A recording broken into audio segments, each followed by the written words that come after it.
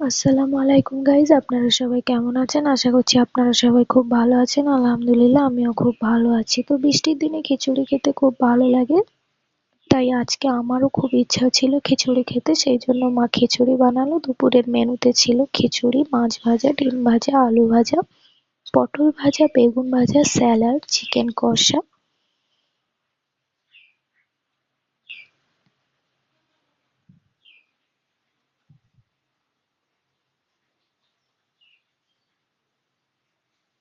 আলু ভাজা দিয়ে খিচুড়ি খেতে খুব ভালো লাগে।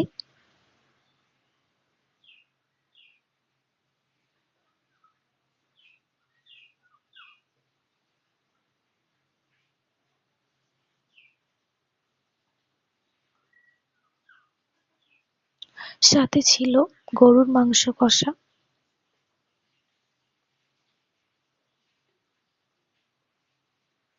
গরুর মাংস দিয়ে আমার খিচুড়ি খেতে দারুণ লাগে।